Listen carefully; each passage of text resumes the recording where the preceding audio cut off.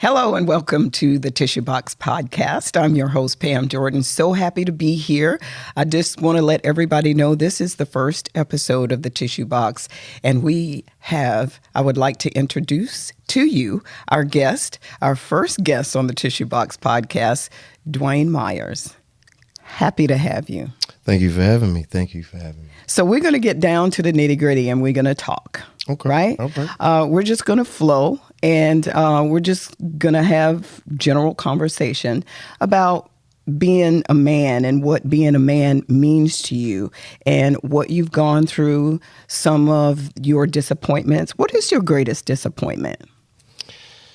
Ooh, that's a way to open up. My greatest disappointment, I would have to say, honestly, because of the way I was raised and where I come from, I would have to say that was going through a divorce. Simply because of the fact that, the way in which I was raised, what I saw from, my parents being together for 40 plus odd years was the fact that family and that unity and that bond, meant everything to the success of the family. And so for me to not, go make it through the entire stint of a marriage, I would say that was probably one of my greatest disappointments. Well, how do you think that you said your parents were married for 40 plus years, mm-hmm. and you were raised in the family mm-hmm. with both your parents, yep. But we realized the time that you got married, things were a lot different from the time True. That your parents got married. So what do you think played the bigger role in the failure of your marriage? Was it your outside environment? What caused it? I understand that marriages go through trials and tribulations, mm-hmm. and they go through difficult times. Right. So what do you think attributed to that? I know they say money is the number one issue that couples face. Definitely. When it comes to divorce and leading to the separation of the marriage. So how do you feel about your situation? Well, I would have to say then that, yes, finances are always, they play a part in it. And me being so young, the both of us being a young couple, right, trying to figure life out, paying bills and being responsible, but also being there for another human being, in an emotional state. When you yourself aren't fully matured emotionally yet. So I'm glad you said that. So you went into the marriage knowing that you weren't fully matured. Did you know that when you were going into the marriage, or? Yes, but that's where I guess the old school in me came in at, because I think about, how I was raised, right? And it's like, hey, look, you have a responsibility. You take that responsibility and you go forward with it. There's no thinking about what could or couldn't be or couldn't happen. So, you don't take the time out to really break down those things when you're just kind of moving, in one direction. And my motivation was the fact that, hey, we have a child, and so I have to take care of this responsibility. I have to be there in this way. And so that thought process is more instinctive, more so than it is really thought out and strategic. So when it failed, when you realized that there's no way we're going to make this work, what did that do to you mentally? Did you lose it? I'm sure you got angry. Yeah, I got upset, but then me being the type of person that I am, I actually tried to figure out a way to fix it. My first instinct was it can't be out of my reach. I have to be able to do something. Maybe if I do this differently, or maybe if I do this or that, trying to figure out a way to keep the continuity of the family together, because that was the last thing I wanted to be, was a baby daddy. Mm-hmm. You know what I'm saying? So, those efforts were totally towards the fact of keeping the family together. So coming to the realization that it wasn't going to work, I didn't get to that realization until later on down the road. Even after I knew that things were kind of just, pulled apart and there was no reconciliation in sight, I was still having in the back of my mind, maybe there was something, there, that I could pull on to reunite.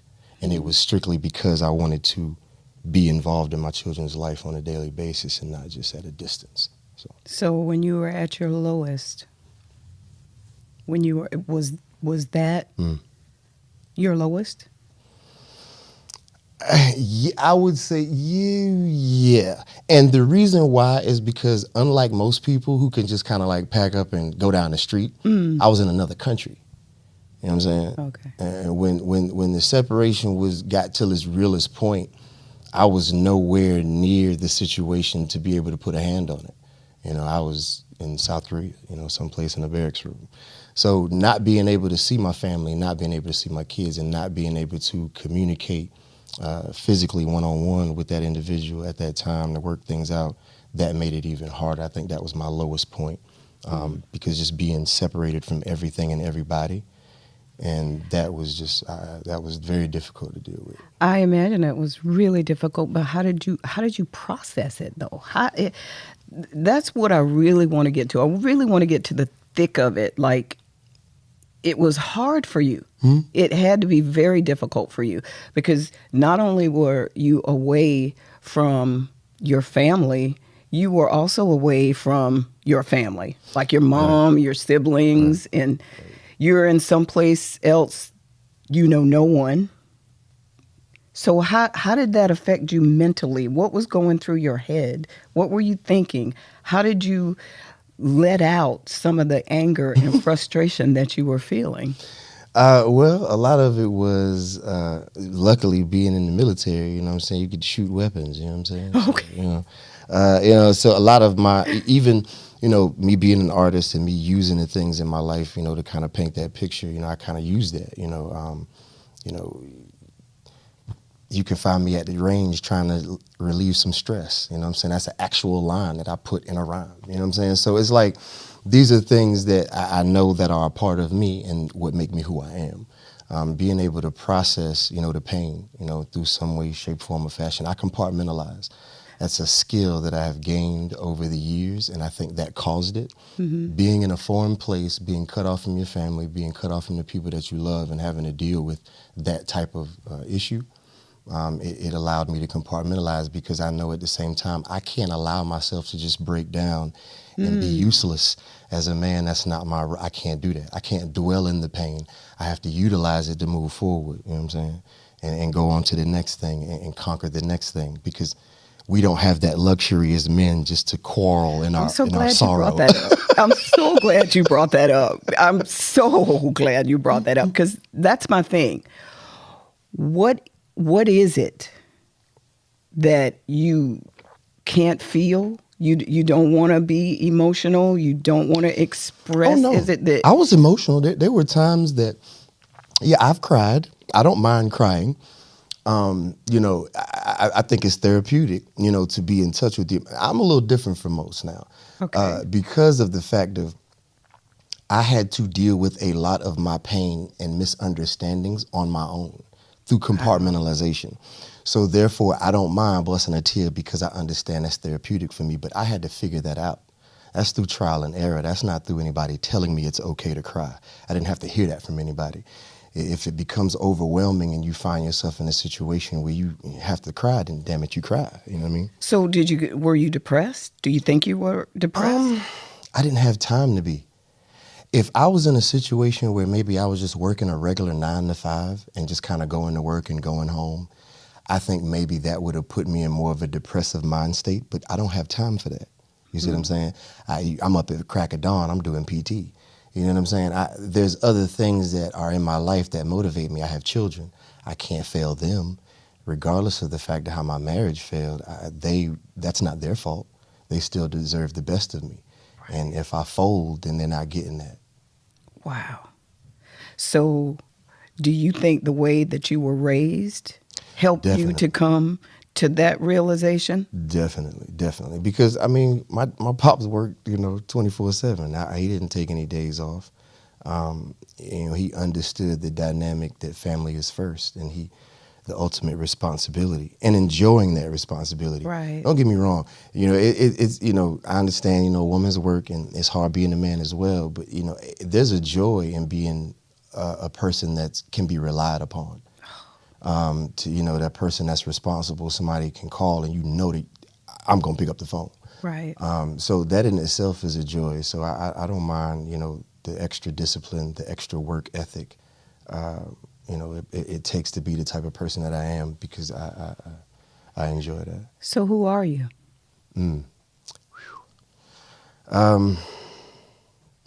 Very misunderstood. But I'm an artist, and when I say that, I mean it in so many different ways and so many different facets. The one reason why I love Dave Chappelle is because he always speaks to his craft as artistry, and the ability to hone in that craft and be able to display it in many different ways on many different platforms. And it's not to be always liked by everyone. It is art, you know what I'm saying? Objective as you want to be. But that's who I am. You know what I'm saying? I feel as if I'm very adaptable to different situations, a chameleon of such, and that comes through that compartmentalization. Mm-hmm. And so in a way, as funny as it may sound, as traumatic as it was, the divorce actually brought out of me that process of being able to compartmentalize and deal with different emotions in different ways. And so it's made me that much of a better person. To be honest. That was going to be my next question. You feel like you're a better person? Oh, yeah. I know it's kind of crazy to say that a divorce made you a better person, but you think about, if you're learning from a situation, that That's makes you a better person. Right. That's the key. For the next situation. Right. So you have children. Mm-hmm. What are you teaching your son? Well, to be better than me. How does he be better? How does he be better than you? Because look, first of all, that when we're young, mm-hmm. Our parents try to protect us and try to steer us down a road that they know mm-hmm. is not good for us. Mm-hmm. We're not receptive to that. We're not mature enough. We think we know everything, mm-hmm. right? So you're teaching your son, I want you to be better to me. And I want you to see where you're going.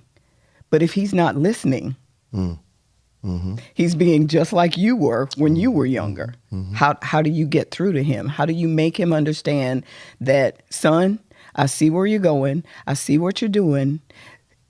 I'm trying to prevent some pain, some unnecessary pain for you. I realize that you're going to go and you're going to live your life, and I respect that. Mm-hmm. But I want you to be able to be a man and be able to understand your feelings, being able to understand your emotions. Because let's think about it. When young boys are raised, they're raised to, compress and feelings, emotions, and they are, taught to, be a man, hip hop from here to there situation, divide and conquer, and, women aren't taught the same things, right? So you have a daughter, mm-hmm. okay? Are you telling your daughter different things than you're telling your son? Because when you think you want to tell your daughter, you want a responsible man, mm-hmm. Are you teaching your son to be responsible? Mm-hmm. Because see, sometimes that gets, confusing, Oh, yeah. And the message is different. And we're like, well, how do we expect for our young women to find these young, responsible men when we're teaching our sons just the opposite? Mm-hmm. Well, now, in my situation, again, a tad different because, thank God, my son is very... his mother and I are not faced with the issues of, oh my God, he's trying to join a gang. Oh my God, he's trying to get in trouble in school. Oh my God, he's doing drugs. He's trying to do all these, he's in the street and he's doing none of that. So as a blessing in disguise, I guess, because even if he did, it's not like, we're going to love him any less or treat him any differently. It's just the fact that I haven't been faced with that. Mm-hmm. My trial and tribulation with him is just being aware of the surroundings at all times, because we live in a crazy time, and so I just want him to be more aware of his surroundings and be, on point, as they say. Mm-hmm. And as far as my daughter, her being 16 in these days and times, good Lord, yeah, that's tough. So that's a little bit more difficult, when it comes to telling her things like, trying to find a man or something like that. I found myself just the other day, I was with them, And I found myself telling her like, hey, if you think about it, your brother would definitely set a great example of something that you would be looking for, because Right. he's a gentle giant. He's a big guy, but he's Right. still very chauvinistic, as you would say, right? Opens doors, pull out the chair. And, Love that. you know what I'm saying? He's very, well-mannered, soft-spoken, but he also will protect himself if he needs to. And so those are some good qualities, just as my son, I'm chirping here, but these are just some great Well, qualities. you chirp away. That my son has, but yeah, I try to show him both sides, because there's some things that I experienced and went through as a teenager at his age that he will never experience and never Wow. go through. And you wouldn't want him to. And I wouldn't want him to, But then that goes back to the protecting side you were talking about, because the last thing I want to do is coddle somebody and neglect them from what's real and what's really going on out here. Right. That's the last thing I would want to do. So I try to show them both sides and tell them that it's not just a one-sided game. Just because you live in this pocket, what I'm saying, in a world of maybe video games and where everything is just cool. Right. There's another side to this where people don't live that way, and they have it much harder, and things are a lot different. And so he's aware of that as well. And there's only but so much aware you can make him of, unless you go and drop him off in the hood someplace, you know what I'm saying? But exactly. Right. Yeah. So do you think there is a difference between being a man and being a grown man? No. And that's the whole, I'm sorry, but yeah, take a minute to dispel this King's English here now, you know what I'm saying? I mean, we take words sometimes, a little too far, because none of us study etymology. And you know what I'm saying? We don't have the true understanding and meaning of words, and words have power and sound. So sometimes we use words haphazardly because it's normal in socialization. But there is no grown man as opposed to a man. A man is a man. If he's taking care of his responsibilities, then I think that's a lot of what makes him a man. There's it's almost like we don't have that rite of passage anymore, which I wish we could get back to from our ancestral, like, at 13, you go out there, you hunt, you go get the deer, you get a stripe on your face, you're a man. You know what I'm saying? There's no rite of passage anymore, for that to be called manhood. And there always should be some type of trial and tribulation a young boy has to overcome to assert himself in the village as a man. Okay, and you say that, but and you say as long as he is taking care of his responsibilities, he is a man. So can you go a little bit deeper into responsibilities? Are you talking in general? Are you talking specifically, like, because you can be out here taking care of your family and be out here taking care of another family too. Let's just be real, So does that make you a man if you taking care? Okay, you got a situation at home, but then you also got another situation on the other side of town, Well, then the question should be, what is a husband? What is a boyfriend? What is a friend? Okay. Because a man encompasses all of those things. We all we all have different qualities and different qualifications that we have amongst ourselves that determine manhood. A lot of times, it's not a woman that determines what a man is. It's his friend. It's the his environment, right? Environment. Because me and my friend could be sitting there watching something. He'd be like, "Yo, that's some real. That's a real, And somebody in California may see it and be like, "Nah, that's whack. That's fake. We don't do that over here." You see what I'm saying? So your environment, kind of how you were raised, has everything to do with your viewpoint of what a man is and what it should be. Because what was your example? Exactly. And even in a situation of a man being brought up in a single parent household, a single mother household, and because I have plenty of friends who have been or who are, there's a different dynamic there too, as far as what he sees as a man, Because it's going to be totally It's going different. to be totally different from yours, being that you were raised in a two-parent household and Right. you were brought up with values and morals and respect. Exactly. Right. But somebody that was out in the street that, mom was everywhere, Right. dad didn't own them, and they had to learn from the streets. Right. But now there is a morality there as well, just like there is honor amongst thieves. I know plenty of stand-up brothers who were born into that same situation, with little to nothing, not having either parent or born into poverty or drugs or whatever you have. And they are some of the strongest valued people and individuals that I know.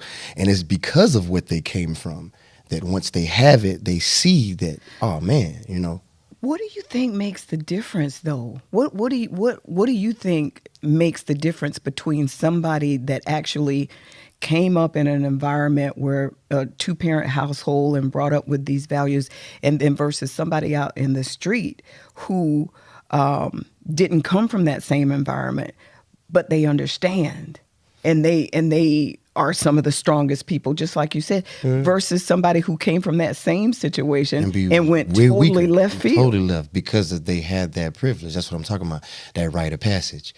See, it's and I'm gonna use this analogy, but it's a movie reference, but maybe you can feel where I'm going with this, right? There was a Batman movie where he, at some point in time, he like left his, the mansion and the money, and he went out in the street. He went to jail. He had to eat and he had to steal to eat. You know what I'm saying? He had to live in the dirt. He had to experience what it was to be impoverished, to gain respect for what he had back at the crib. Right.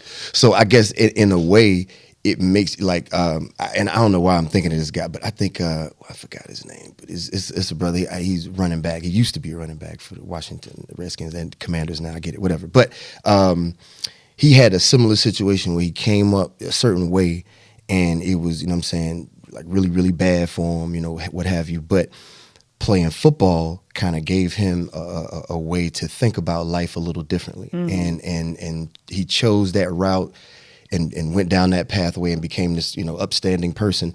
But it was the poverty, though. It was having to go through that hardship that kind of shaped and molded him to be wanting to be this person or this way. It doesn't always happen that way. Everybody, it's choices. You come to that crossroad in your life and you have a decision to make. Am I going to go this way or am I going to go that way? So do you believe in counseling as a man? Do you believe, as a black man, do you believe in counseling and therapy? It depends on that definition. I can't, because therapy, like I said, could be going to the range. It doesn't necessarily have to be verbalized. Therapy can be in many different forms. You can go do yoga and get therapy. So do you believe? I get that, but do you believe conversation helps, though? Oh yeah. Let me put it that way: having a conversation, talking about your feelings, talking about your emotions, talking about what you're going through and how it's making you feel. Do you think that is therapeutic? Do you think for you? Okay. Yeah. Yes. Yes. It has its moments. Have you ever been in therapy? No, I've talked to I've talked to a counselor before. Just kind of like, about the specific situation. But, that didn't work for you? Yeah, well, not when you already have the aforethought that you already know what's wrong and they just reiterating what you already know or reinforcing a statement that you've already told yourself. Some people need to hear somebody else say it. I don't have a problem with looking myself in the mirror, though. A lot of times people have an issue with, maybe therapy or expressing themselves emotionally because they may not know how. You know what I'm saying? And that's that. And who is anybody to tell you how to do that? I figured it out through trial and error, through different things, through trying different things, because you can't keep all of that to yourself. You can't. Most people have someone to talk to. Most people tell someone that is close to them or somebody that they confide in. Somebody talks to somebody. I think they may not be listening in the same way that they need to be, But it's difficult to keep certain things to yourself. You have to confide in somebody with that information. Do you think that's easier for women than it is for men? Oh, of course, most definitely. Cause Why do you think that is? Because y'all just have that warm. Wait a minute, you have y'all. What you talking about? Women. Sorry, women have that nurturing, just that that nurture nature thing. Like when a man gets sick, the first thing he think about is laying his head in his mama lap. Wow. You know what I'm saying? So yeah, that's the natural biological attraction that you all have. Think about it now. Okay. I'm thinking about it. When is a man comforting? When you're in distress normally, right? Damsel in distress, we're supposed to play the hero. We're the knight in shining armor, right? So we activate when the woman is, in need of care. But as men, the first thing that we do when we get hurt is we want to lay on the woman's lap. I need my baby. Where my woman at? I'm pretty sure some men. That's what I'm saying is it's different because you have men now out here that they're so stuck in being the man and upholding this, tougher than Joe attitude where they get sick, they don't want to tell nobody, they don't want to take care of themselves, they don't want to go to the doctor, and the woman can be just saying, you need to go. What is that? What is that? Again, that's just the alpha male mentality, and it's hey, listen, man, the lion don't do no hunting. All he do is eat and reproduce. You know what I'm saying? But at the same time, if he go down, none of the lionesses are going to go over there and try to heal him back to health. His job is done. We are very limited in our scope of what we can contribute. And I know this has been said on the internet a lot of times and everybody's heard it, but it's so true. Women, babies, and dogs are loved unconditionally. Men are only loved under the condition that we can provide something. I don't think that's true. If I don't bring anything solid to the table, what is my point? What is my point of existence even? I'm just wasting space. I think men take on that. They take on that because there are plenty women out here that will say, okay, especially if you guys are partners, right? You down and out right now. I'm keeping this ship afloat right now. That takes building. That is to the point of a relationship. We're talking about prior to even being in one. Okay. The average, well, I can't say average, but I can't say normal either, doggone it. Just men in general, just kind of a guy going to a 9 to 5, maybe got a little apartment, got a nice little car, making a name for himself. Let's say he's in his late 20s, about to turn 30. He has no children and he's not married. Now, to most people, that may be something that's like say a catch, somebody in that position, right? When he does find a woman of interest, then all of those things that we're talking about, we have to get to that.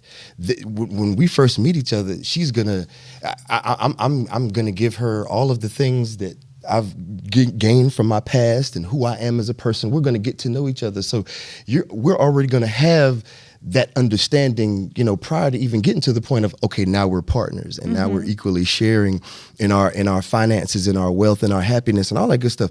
That's way down the road. We skipping steps. You first have to get to the point of even meeting somebody. And then nowadays, Lord have mercy, I could only imagine. What's your Instagram? Nobody exchanges numbers anymore. So when the dating dynamic changes, then relationships, that's a whole nother issue. That's way down the line. That's the scary part. So where are you right now in that situation? Do you think you'll ever get married again? No. Is that a hard no? Okay. I say probably not because me being analog and me sticking to my guns, I'm a one and doneer. You know, I never had the intentions of being a multiple married person. That was never my intent, but it wasn't my intent to be a baby daddy either, and I ended up being one. But at the same time, it's one of those things where I've determined in myself that there are certain things I require in a relationship. Just kind of being in the same presence or just sharing energy. Mm-hmm. I'm not even going to think about what the requirements would be for marriage. And then at my age as well, and I have to also consider things like I have children and things. I just don't, I'm okay with not getting married again. It's never crossed my mind as something as a, dang, you know what, I need to get married again because I don't want to die alone. I don't think about it in that way. Regardless of whether I choose to get married or not, technically I'm going to go in that ground by myself. And there will be people around me that love and miss me and all that good stuff, you know, there. But I don't, I have no intentions of getting remarried again. I've thought about it maybe once or twice, but nah, it's nothing that I'm like, oh man, the clock is ticking, boy, I need to find that next Mrs. Myers. No. Even though you are so much better now than you were before, that makes it harder. That's the bad part. How does that make it harder? Oh God, man, because now you done ciphered through all the bullshit. So you know how hard it is to find somebody on that same precipice? Oh. You see what I'm saying? Yeah. They're probably just getting through the BS themselves. Mm-hmm. And what I've found is at my age, dealing with women my age, is that yeah, they're to the point where they're kind of like now maneuvering out of whatever that situation may have been or whatever it was. And now they're like, okay, well, now I want, you know, that's just not in the stars for me. Because for me right now, my main focus is my teenagers, you know what I'm saying? Right. Making sure that they're successful in life and they're young adults now. And, you know, my influence and impact on them is I think, greater now than it ever has been. Well, did you have a conversation with your kids about the divorce? Have you ever spoken with them about it? Well, yes and no. Well, yeah, I have. I in short of, hey, you know, do you know that this happened? You know, what is your thoughts on this, on what happened and how it went down? Now, I hadn't went as far as to say, hey, how did this affect you mentally? What I try to do is ask general questions around that subject matter. And let them exactly and let ask them the expound. questions. Exactly. Yeah. Right. Okay. Right. Like if you know, like I think my son asked me one time. This was a long time ago. He was like, "Dad, where did you go after you left?" You know. And you know, I guess because he was, I guess at some point in time expecting me to come back eventually, you know. Oh, so that had to be tough. Yeah. So I get, you know, I guess it's funny too because so much of these things and this thought process and these emotions I have dealt with because I didn't want them to linger. You know what I'm saying? I didn't want to be 50 years old looking back and saying, dang, I should have said something or I didn't want to do that. You know what I'm saying? So I dealt with them as hard as they were, as emotional as they were at the time. I had to deal with them right then and there. I couldn't bring that back and have somebody else deal with that.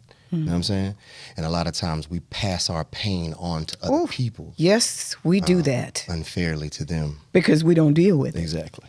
We don't know how to express it because we don't understand the emotions of what we're feeling ourselves. Right. Until we come to terms with what we're dealing with.